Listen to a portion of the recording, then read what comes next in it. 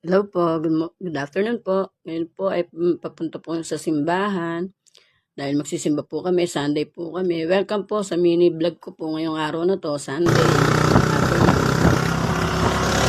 Po, papunta po ako sa parlor muna bago magsimba kasi po naiinita na po ako sa buhok ko. Ayun po si ate, siya po ang lagi ko pong taga-gupit kasi siya po ang kasundo ko at gusto ko po yung hair niya.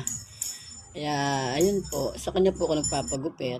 Ayan po ang after, no, ng pagkagupit po ng aking buhok.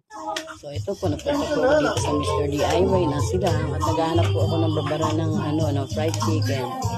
Ng chicken, kasi po, yun po ang lagi po hindi nawawala sa ulam po namin for the whole week. Ito po sa isda, yun po ang hinahanap ko.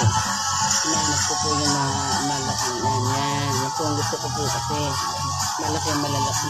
Kasya po yung 4 na hita ng manok.